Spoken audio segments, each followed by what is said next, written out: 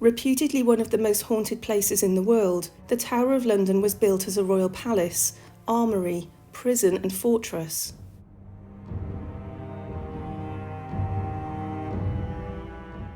Home to the crown jewels, and once home to the Royal Mint, an observatory, a menagerie and a weapons factory, its imposing structure lies at the heart of the capital. For nearly 1,000 years, it's been the centre of many bloody, violent and cruel events, and its ghostly tales are vast.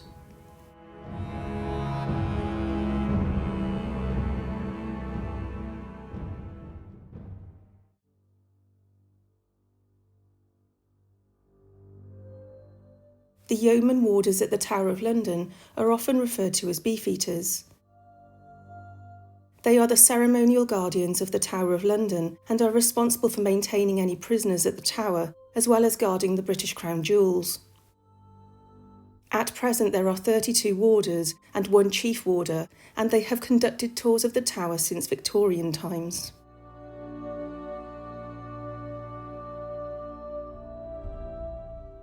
Many of the warders have stories to tell.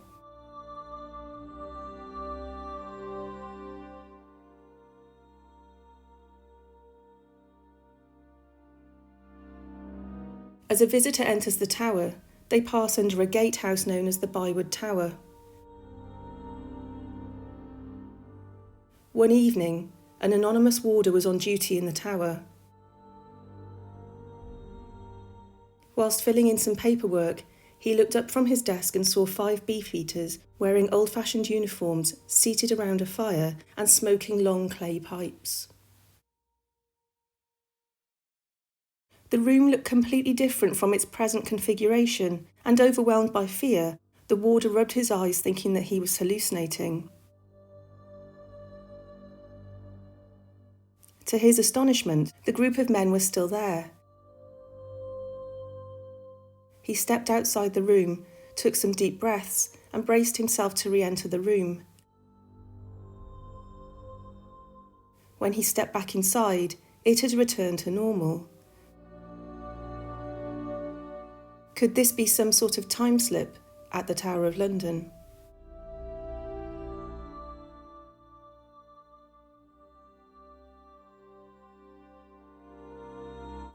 In February 1982, a warder was on night duty, also at the Byward Tower. The weather was truly terrible. A blizzard had set in, and the snow was falling heavily, covering the tower in a sheet of white flakes.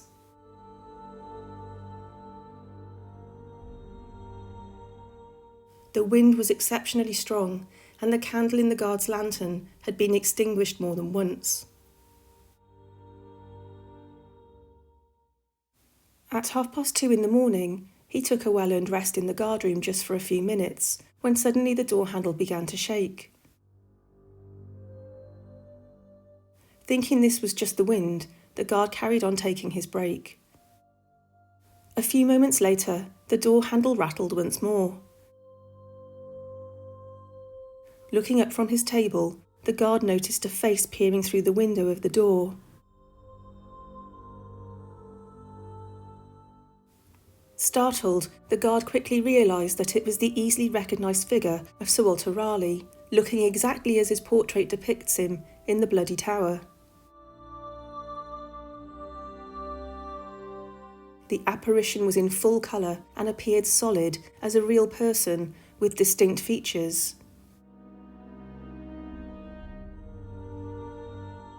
After several seconds, the vision began to fade. 18 months later, another guard witnessed the same figure at the same location. Sir Walter Raleigh spent many years imprisoned in the Tower before being beheaded in October 1618.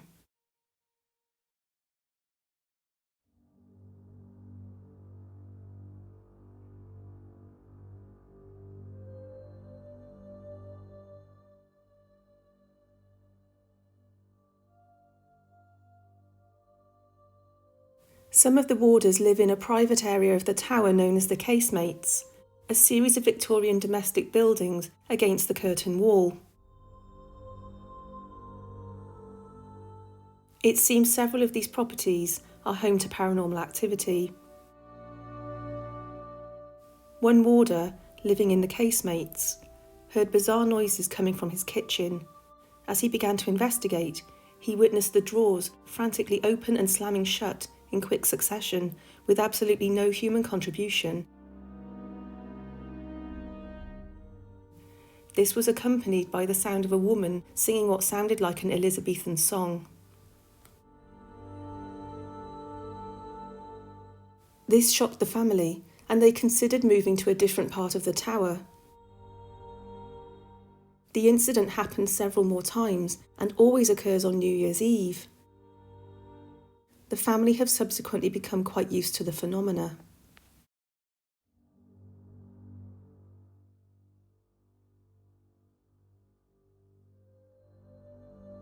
Another incident that happened at the Casemates scared one of the warders as well as his family. He and his wife could hear the distressing sound of a child sobbing and wailing. Concerned this could be their visiting grandchild, they checked on the child, who was fast asleep in the adjoining room. The sobbing continued to be heard, and the warder described the sound as being like a small boy having a very bad time. In the 18th century, the tower was the location of the Royal Mint, and many of the staff who made the coins lived within the tower itself. One man allegedly began a relationship with a local girl who quickly became pregnant. The child was born, and the man lost interest in the mother and the illegitimate child. Quickly, he moved on to a new love interest, and his child became an inconvenience. Legend suggests he locked both the mother and child in one of the nearby buildings and starved them to death. Once they were dead, he bricked them into a wall somewhere within the tower. Could this explain the ghostly sobbing of a child? In another home within the Casemates, a warder and his wife lived together without any children of their own. They kept a record player in a case and would frequently listen to music, especially on the weekends. As time went on, they were puzzled to find tiny fingerprints on the case and on the vinyl, as though a small child had been flicking through their record collection. They also noticed heavy brass ornaments being moved and thrown, especially at his wife. This property is next door to the home of the sobbing child.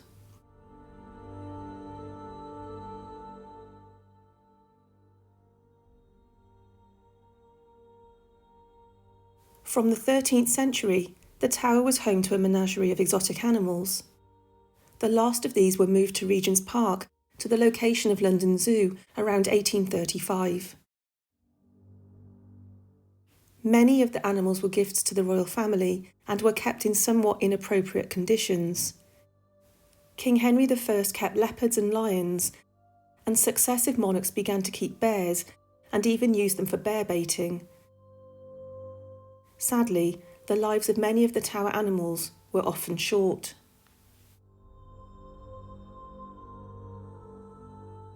Around 1815, one of the sentries had an unfortunate encounter with a phantom beast at the Martin Tower, the former location of the crown jewels.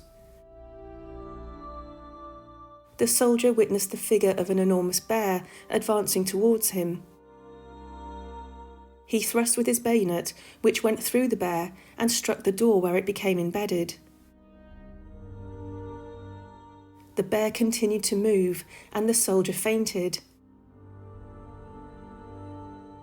A nearby guard heard the bayonet strike the door, and realising his colleague was in trouble, he found his unconscious body.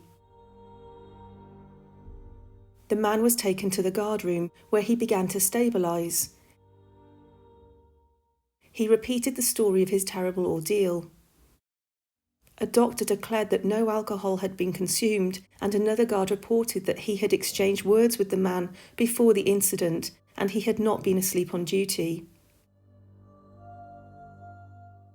Edmund Swift, the keeper of the crown jewels, reported the incident as follows. One of the night sentries at the jewel office, a man who was in perfect health and spirits, and was singing and whistling up until the moment of the occurrence, was alarmed by a figure like a huge bear issuing from the jewel room door. He thrust at it with his bayonet, which struck the door. He dropped in a fit and was carried senseless to the guard room. I saw the man the following day, but changed beyond my recognition. In another day or two, the brave and steady soldier had died at the presence of a shadow.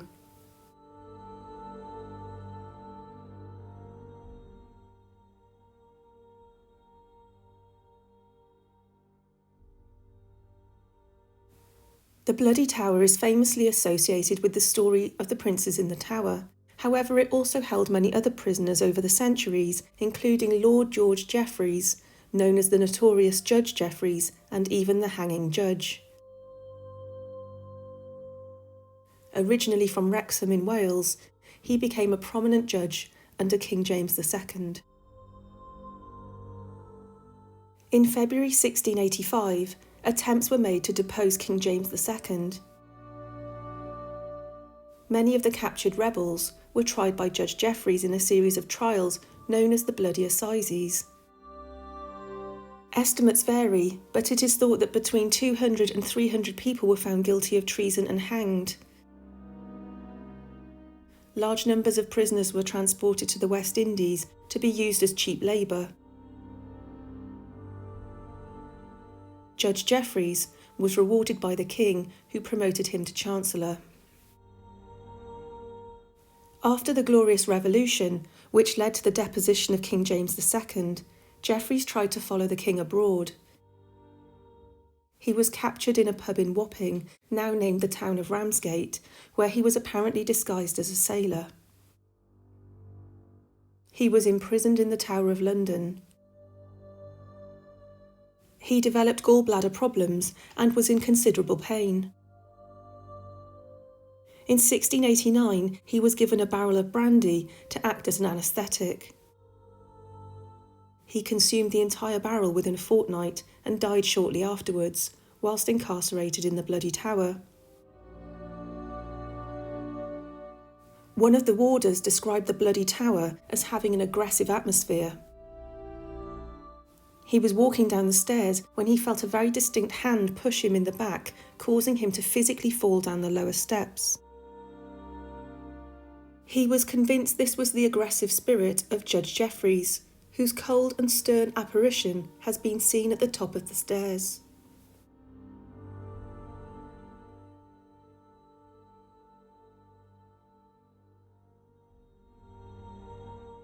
In 1954, at midnight, one of the officers on duty witnessed what appeared to be a puff of white smoke emanating from the mouth of a cannon just outside the White Tower. The cannon was located 20 metres away from the guard, and no cannon fire was due to take place. No sound accompanied the mysterious puff of smoke, which began to morph into the shape of a cube and move along some railings in the direction of the officer. The officer alerted another guard on duty, and together they witnessed the smoke hover next to a set of steps. An alarm bell was rung, but the smoke slowly dissipated. Several ancient guns are housed at the tower, with some dating back to Henry VII, but it is unclear which gun reputedly created this ghostly smoke.